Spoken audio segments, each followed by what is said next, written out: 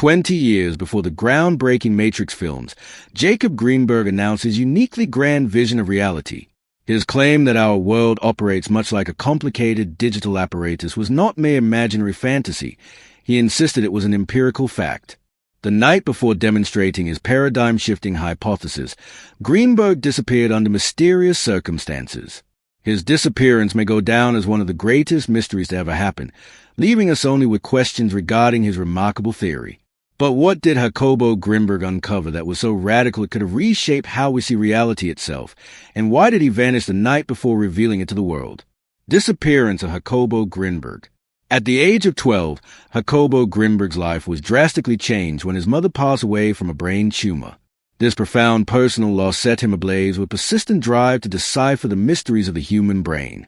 His education led him to advanced degrees in psychology and psychophysiology, which became the basis for his future studies. Once he had earned his doctorate, Greenberg established a research laboratory in Mexico and spent his days learning about the way that the brain responds to stimuli. His scholastic life was thriving, with all the ingredients for a star career as a professional. In 1975, an unexpected invitation altered Greenberg's life forever. Margarita Lopez Portillo, the president of Mexico's sister, a socialite and fervent aficionada of Indian cultures, invited Los Pinos to the presidential compound. That was where Dona Pasita was introduced to Greenberg, a name that went before her wherever she appeared. Although she worked at cabarets and peddled lotteries, her true celebrity stemmed from her extraordinary healing ability. Though she did not have traditional medical qualifications, she had a share of devotees who swore by her unorthodox treatments, including supposedly healing blindness, restoring the fertility of barren women, and even reviving persons on the verge of death. The scientific community initially approached her statements with skepticism, but Greenberg took a more receptive attitude. His move would be revolutionary, for soon he became her protégé. In one of his books, Greenberg documented Pasita's incredible spirit surgeries with meticulous detail. According to his reports, she possessed what appeared to be the ability to generate and demolish matter, organs, and tissue. Greenberg developed a theoretical framework for these paranormal phenomena, hypothesizing that Pasita was manipulating the very building blocks of existence itself. The most breathtaking talent of Pasita, however, was a talent for evading capture. Whenever she was pursued by authorities for allegedly doing voodoo, she would mysteriously disappear from sight. While lawmen searched everywhere, she would never be seen again. It would take years before she would reappear, as youthful and spry as ever. It was as though she had discovered a way of escaping our reality altogether. This skill would eventually prove to be hauntingly prophetic, for Greenberg himself would eventually vanish in a similar fashion, though, as opposed to Pasita, he never did return. But what exactly was Jacobo Greenberg about to reveal about our minds and reality itself? And could his final discovery explain why he vanished without a trace, never to return? The legacy and ongoing mysteries. Greenberg's disappearance is most unfortunate, as he was on the verge of demonstrating that our reality is a hologram that we can affect directly with our own minds. Greenberg's most significant contribution to scholarship was produced in 1987, The Shamans of Mexico, a 6-volume tome that comprises over 12,000 pages. The work was a result of a period of intense creative passion, as though driven by some sort of extrasensory energy. Its central thesis was that Mexico's long history of foreign intervention had led to a loss of national cultural identity, where shamanic practices were abandoned in the wake of Western materialistic versions of reality. Rather than rejecting these practices on the basis of Western science, Greenberg took a revolutionary step by applying scientific methodology to explain and interpret them. This made him one of the first academics to equate our world with what popularly became known as the Matrix concept in films. His own perspective was guided by his first-hand observation of Pasita's paranormal adventures, which he elaborated fully in one volume of The Shamans of Mexico. Pasita's paranormal abilities and Greenberg's theories. Historical records show that Pasita employed her spiritual healing techniques with an ancestral knife that had been passed on through generations. Her lineage was exceptional, as she claimed her ancestry from Moctezuma and was related to the Aztec Emperor Cuauhtémoc. The object's origins were unknown until the 1970s, when Greenberg documented its remarkable applications in healing. During this period, the tool was being used in unprecedented therapy sessions, bringing sight to the blind, curing fractured limbs, and even reversing the process of aging. Scholarly criticism of Grinberg's approach was vehement. His detractors alleged that he failed to subject Pasita's assertions to an acid test, particularly her assertions regarding her royal lineage. His approach was criticized for providing too little critical analysis and evaluating eyewitness accounts of her paranormal activities. Critics labeled Grinberg as a fan, not a scholar. Nevertheless, he articulated a theoretically sophisticated explanation of Pasita's phenomena. His theory postulated that Pasita had the ability to rise to an unadulterated energetic potential state in which she could reshuffle reality itself. From the superior plane, she allegedly created organs out of thin air and healed disease without touch or medication.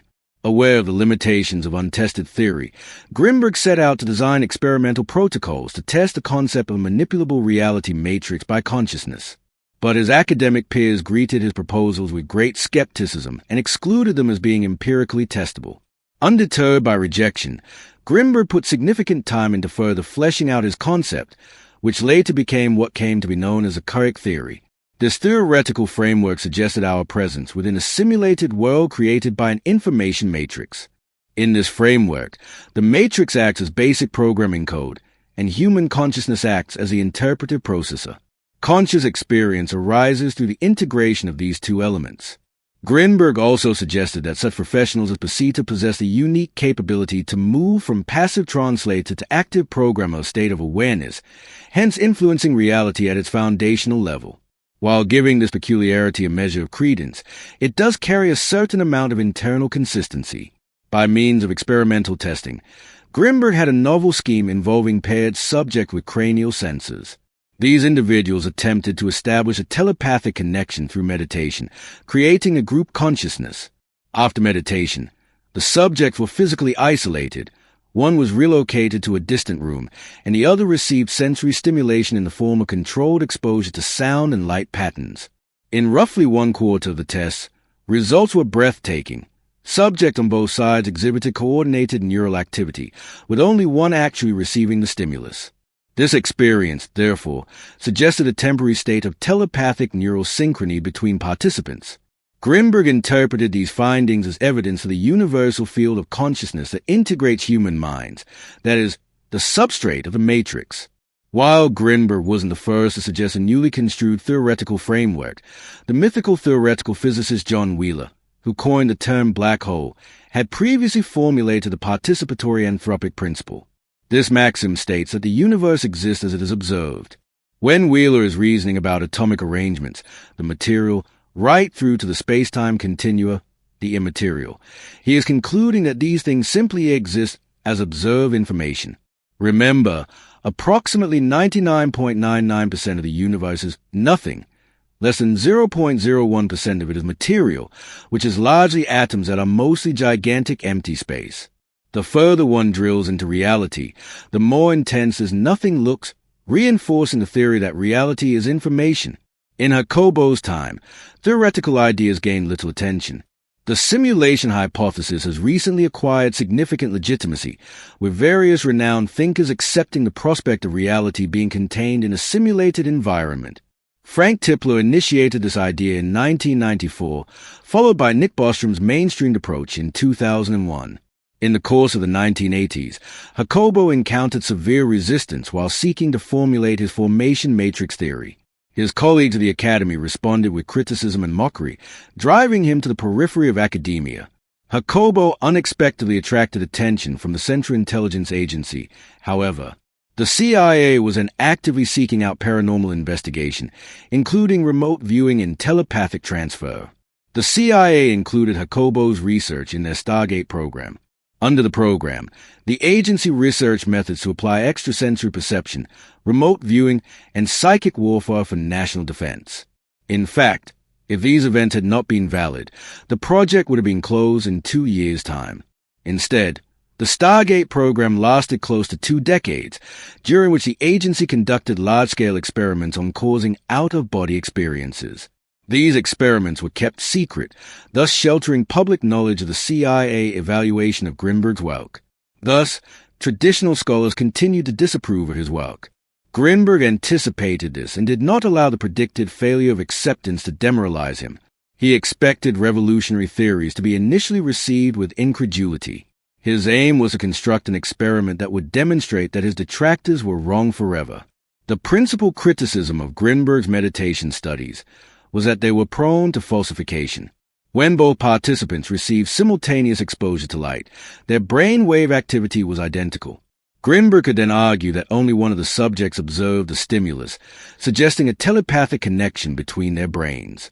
As extraordinary claims require extraordinary evidence, Grinberg had more than simply the unique EEG recordings from his private research to substantiate humanity's global neural interconnectivity. He tried to design a non-falsifiable experiment. In his final days, the scientist had informed his daughter Orsha that he was going to Kathmandu, the capital of Nepal, to carry out meditation sessions.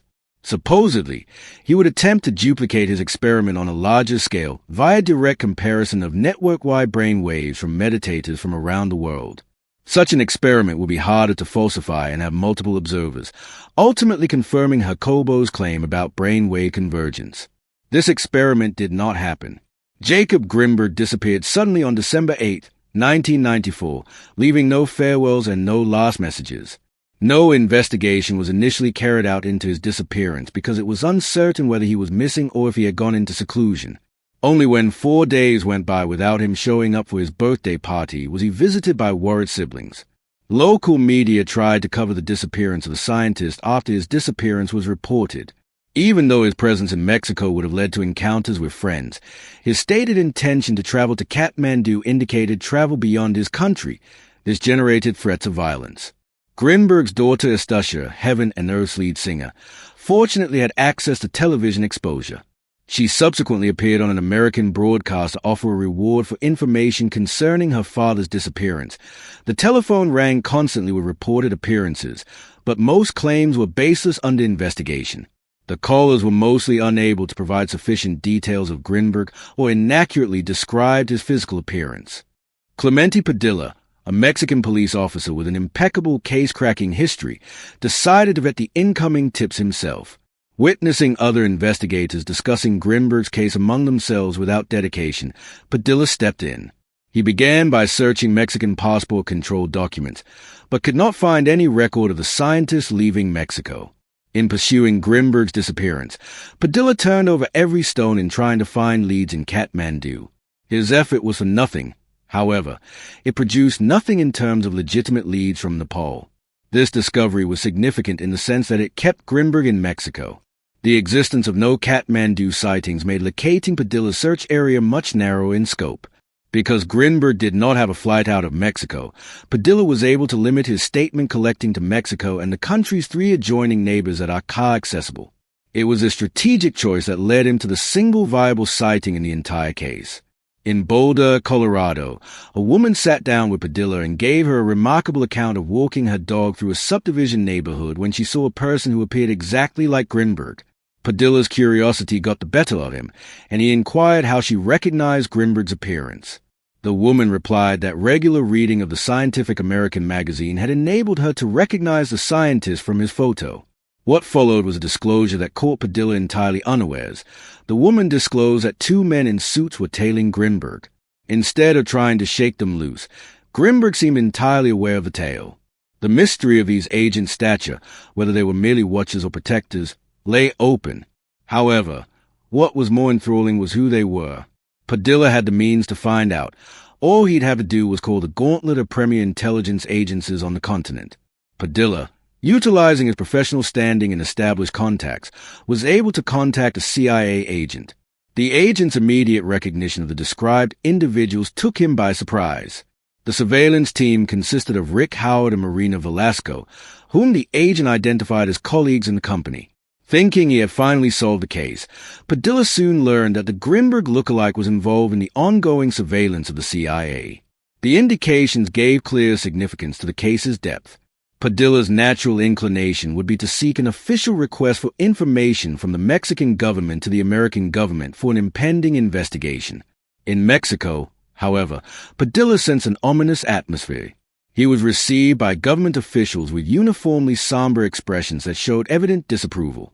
Deprived of his role in the investigation without being afforded adequate reason, Padilla submitted his resignation following this twist, and as he increasingly became frustrated with the failure of subsequent investigators to effectively utilize his findings. Shortly thereafter, the PGR lost Grinberg's case file and abandoned their pursuit of the missing scientist. To date, Jacob Grinberg's disappearance is the sole case that remains unsolved during Padilla's tenure. Grinberg's second wife, Teresa, was the prime suspect. The evidence came in the form of voicemails to one of his siblings, detailing Teresa's alleged psychological torture of him. Investigation revealed her possessiveness and constant altercations with a renowned scientist whose pioneering work had generated a lot of interest. Her hidden bipolar disorder and her secret marriage to Grinberg, which was effected without the knowledge of her family, were sources of great concern to his inner circle. His brothers, Estuja, Aunt Hilda, and even his former wife had grave reservations about his new spouse. They all suspected collectively that Teresa might be an agent planted to take control of Grinberg, in effect, an undercover agent for undisclosed interests. A few people in Grinberg's social circle questioned whether Teresa was her real name, and credentials for her education appeared to be fake. Eventually, Grinberg seemed to begin to suspect. For months before he disappeared, he declined to sleep in his house and chose the awkwardness of his car instead. Whether this decision was an attempt to distance himself from Teresa was uncertain, proving to be a coincidental turn of events. Exactly 1 year after the scientist's disappearance, Teresa herself went missing. 29 years have now elapsed since the initial disappearance of Grinberg, and the mystery of his vanishing has not been solved. But was Jacobo Grinberg's vanishing truly a tragic accident, or did hidden powers silence a man on the verge of exposing how we can shape reality with our minds? The disappearance and theories of conspiracy. Jacobo's research and subsequent vanishing act have intrigued numerous individuals, particularly those drawn to esoteric information. For these observers, the disappearance of the scientist is solid evidence of a government conspiracy. Adding weight to this theory is the CIA's established interest in his studies, as referenced by declassified CIA documents mentioning both Grinberg and his research. The Stargate Project, which investigated consciousness, psychic powers, and remote influence phenomena, targeted some areas of his research. Perhaps Grinberg's planned visit to Nepal had attracted unwanted attention from the agency. However, this conspiracy theory has one deadly flaw. The agency would have had nothing much to benefit from orchestrating the disappearance of the scientist. Paradoxically, the resulting mystery would only serve to further increase public awareness of his ideas. A more feasible option would have been to sabotage Grinberg's worldwide meditation experiment, thereby discrediting him and making him look mentally unstable. The CIA protection theory is rational, albeit opposed to Grinberg's anti-Western thinking. A second theory points to the Mexican government, based on their removal of Officer Padilla as the officer in charge of the ongoing police investigations, and the officer on the case. A political angle is added because of Grinberg's political association with Donna Pasita, a political associate whom the president's sister befriended, with them both promoting no MES status image. Pasita's revolutionary past and evasion of government capture throughout history made her a suspect. The Mexican government's conservative attitude towards spiritual activities may have caused it to misunderstand Grinberg. This hypothesis is, nevertheless, undermined by the fact that the government has undergone several regime changes since his disappearance, without any whistleblower emerging. The third theory offers that Grinberg retired from public life voluntarily. His message got out more in his absence, providing a twofold benefit: privacy and greater influence. Although fewer conspirators are required, this theory portrays Grinberg as egotistical, which is not what friends and relatives have described him to be. The Teresa theory, which Officer Padilla found himself pondering, raises suspicion. She cashed a $1,000 check after his disappearance and made regular phone calls to a paramilitary-trained night watchman. Her conflicting stories in association with a blonde female, who appeared to be her handler, also raised suspicions. She told the watchman that Grinberg had gone traveling to Mexico, but told his stepmother they were going to Nepal. She was spotted alone in Tijuana months later, and by December 1995, she too had vanished. The most speculative theory suggests that Grinberg broke free from reality itself, drawing inspiration from Pasita's past disappearances while being pursued by the government. Although interesting, this theory has no evidence, similar to Grinberg's unrepeated meditation experiments. Scientists could not verify the hologram theory, although Jacobo's disappearance poetically demonstrates that lack of evidence does not negate existence. We have now come to the end of today's video. If you find this video interesting, make sure to leave a thumbs up and share. Feel free to share your thoughts on the video in the comment section below, and do not forget to subscribe to our channel. See you in the next video.